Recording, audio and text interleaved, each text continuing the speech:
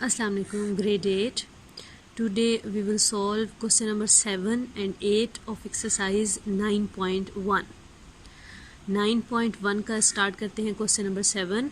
If A, B and C, small a, small b and small c are the length of the side of triangle. Small a और small b and small c अगर आपके पास triangle की length sides की length given हो और triangle के आपके पास नेम हो a b c, then tell which of the following triangles are not right angle triangle. तो ये जो आपको जिनकी ये मेजरमेंट गिवन है ए बी सी इनकी साइड्स की, तो आप ये बताएं कि ये राइट एंगल ट्रायंगल की मेजरमेंट हैं या नहीं है. आपने जो है वो इस बात को देखना है. Not right angle triangle any angle A, angle B और एंगल सी में बी राइट एंगल. तो इसमें आपने वो कह रहे कि इन्होंने आपको स्पेसिफिक नहीं किया कि एंगल ए पे राइट एंगल बन रहा है, बी पे बन रहा है या सी पे बन रहा है. सिर्फ उन्होंने आपको ये कहा है कि आप एंगल ए बी या सी किसी पे भी राइट एंगल ले सकते हैं. आप इट्स योर चॉइस कि आप ए को राइट एंगल बनाएं, बी को राइट एंगल बनाएं या फिर सी को बनाएं. क्लियर. अब आपने डायग्राम भी खुद जो है वो ड्रॉ करनी है और डायग्राम के अकॉर्डिंगली आपने इस पर पैथागोरस थ्योरम अप्लाई करना होगा कि आप कौन सी साइड पे राइट एंगल ले रहे हैं. मैंने सी पे मैंने जो है वो डायग्राम बनाई सी पे ही, क्योंकि हमने जो जर्नल फॉर्म पढ़ी हुई है उस अकॉर्डिंग टू जर्नल फॉर्म की सी पे ही राइट एंगल बनता है. तो इसलिए जो है वो जर्नल फॉर्म पे ही हम ज़्यादा फोकस करेंगे. सी आपने सी लिखा और सी पे आपने राइट एंगल बनाया, 90 का एंगल बनाया. ठीक है. बाकी आपके पास ए और बी साइड्स रहेगी वो आपने लिख दी.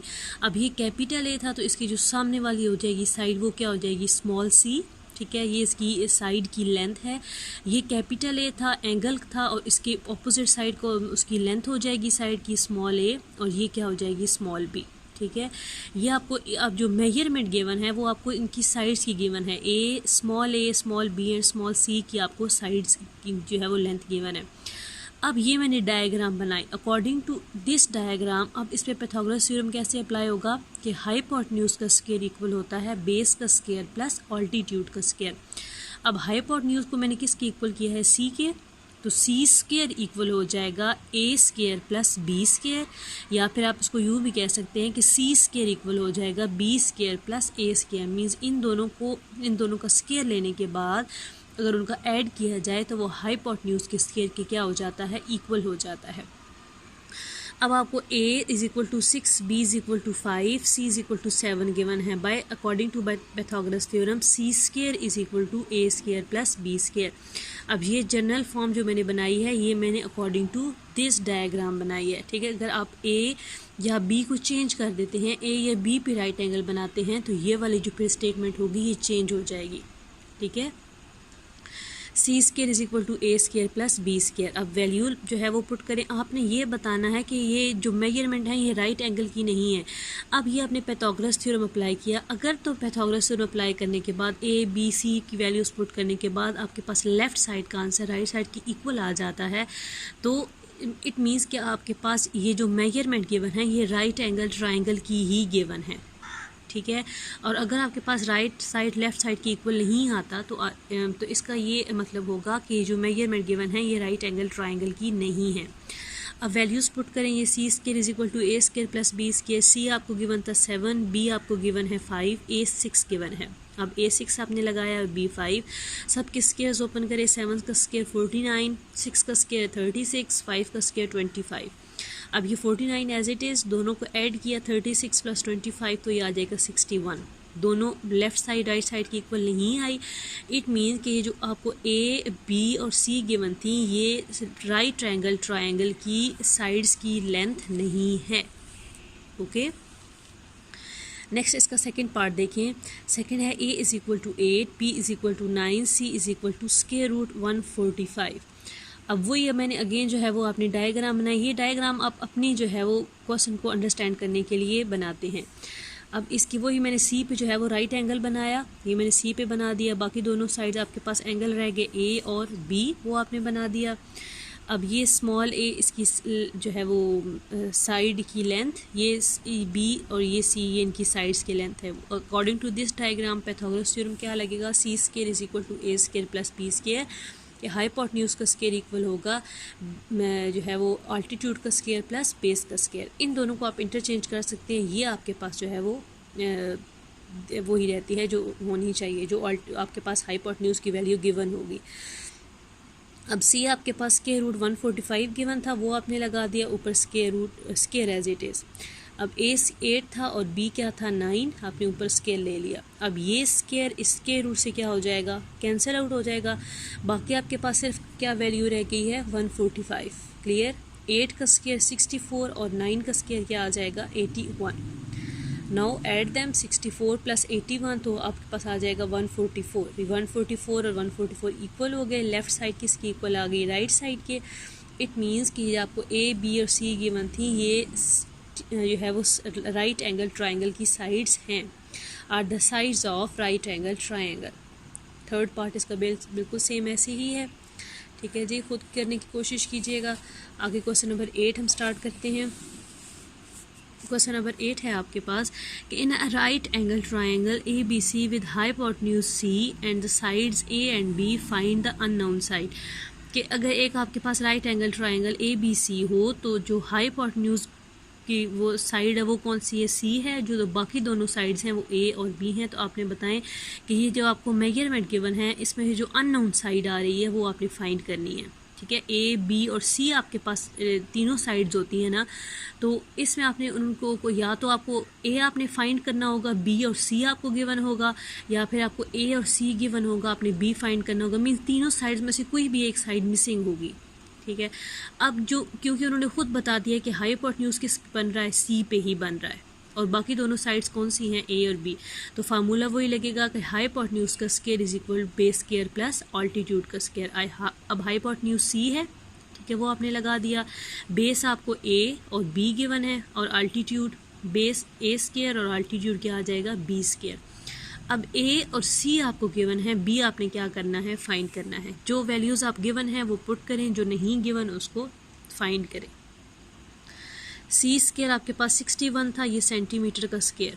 ए आपके पास 60 है, वो आपने स्केयर लगा दिया प्लस बी का स्केयर।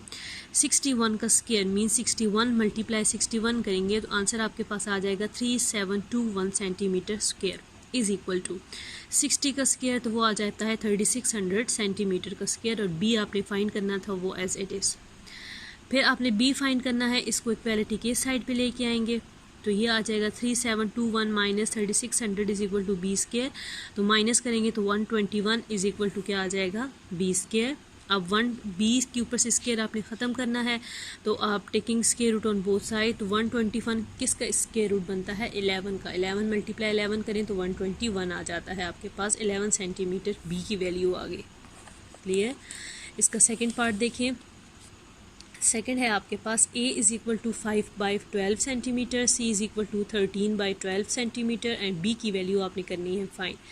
अब वही स्टेटमेंट वही रहेगी कि हाइपोटेन्यूज किस पे बन रहा है, सी पे, और बाकी दोनों साइड्स उसकी ए और बी हैं। तो वही पाइथागोरस थ्योरम की जो मेन फॉर्म होती है कि हाइपोटेन्यूज का स्केयर इक्वल होगा बेस का स्केयर प्लस अल्टीट्यूड का स्केयर। अब हाइपोटेन्यूज उन्होंने खुद कह दिया कि वो सी पे बन रहा है, सी स्केयर बेस और ए आ जाएगा और अल्टीट्यूड क्या आ जाएगा बी आ जाएगा। अब बेस को बी भी ले सकते हैं और अल्टीट्यूड को ए भी ले सकते हैं। नाउ सी ए की वैल्यू है आपके पास 13/12, वो आपने स्केयर ले लिया, इज़ इक्वल टू ए की वैल्यू थी आपके पास 5/12, वो आपने ले लिया और ये B as it is. Square open करें, अब नोमिनेटर का अलग स्केयर होगा और डिनोमिनेटर का अलग। 13 का square 13 multiply 13 169, 12 multiply 12 144 is equal to 5 का स्केयर 25 एंड 12 का square 144 plus B square. Shift करें इक्वालिटी की साइड पे, पॉजिटिव नंबर था, इधर आके क्या हो जाएगा negative. 169/44 minus 24/144 is equal to B square. Fractions आ गई हैं, फ्रैक्शन को आपने सब्ट्रैक्शन करनी है फ्रैक्शन के दरमियान, तो एलसीएम वाला प्रोसीजर करेंगे। एलसीएम यहाँ पे क्योंकि सेम नंबर है तो वो 144 आ जाएगा। इधर 169 और माइनस 25, 169 में से 25 आप सब्ट्रैक्ट करेंगे तो आंसर आपके पास क्या आ जाएगा 144। 144/144 दोनों कट हो गए, बाकी आपके पास क्या रह गया 1 is equal to B square. अब बी स्केयर है, स्केयर आपने ख़त्म करना है taking square root on both side. जब आप जो है वो यहाँ से आप स्केयर रूट से कैंसिल हो जाएगा और 1 का स्केयर आपके पास 1 ही होता है, तो बी की वैल्यू आपके पास आ गई 1 सेंटीमीटर। क्लियर। अब मैं आपको इसका एक फोर्थ पार्ट करवा देती हूँ, ठीक है। फोर्थ पार्ट देखें, b is equal to 10 metre, a is equal to 4 square root 5 metre and c की वैल्यू आपने फाइंड करनी है। वही आप फार्मूला सबसे पहले अप्लाई करोगे, हाइपोटेन्यूज का स्केयर इक्वल होगा बेस का स्केयर प्लस अल्टीट्यूड का स्केयर। c का square is equal to a square plus b square. c आपको गिवन है, c आपको नहीं गिवन, वो आपने एज इट इज़ लगा दिया। a आपको गिवन है 4 इंटू स्केयर रूट 5, तो ये 4 इंटू स्केयर रूट 5 आपने लगा दिया ऊपर स्केयर, और b आपको गिवन है 10। अच्छा, अब सी एज इट इज़। अब इस स्केयर का मीनिंग होता है कि डबल करना। अब ये 4 तो डबल होगा आपके पास, ठीक है। 4 को जब 4 से मल्टीप्लाई करेंगे तो वो क्या आ जाएगा 16। अब ये 4 और स्केयर रूट 5 आपस में क्या हो रहे हैं, मल्टीप्लाई हो रहे हैं। अब स्केयर भी तो इन पे जो है वो दोनों नंबर्स का आप 4 का भी स्केयर लेंगे और स्केयर रूट 5 का भी स्केयर लेंगे। अब जब आप 4 का स्केयर लेंगे तो 4 का स्केयर मीन्स 4 मल्टीप्लाई 4 16 आ गया। अब जब आपने स्केयर रूट 5 का स्केयर लिया तो ये स्केयर रूट 5 से क्या हो गया, कट हो गया, बाकी आपके पास सिर्फ क्या रह गया 5। क्लियर।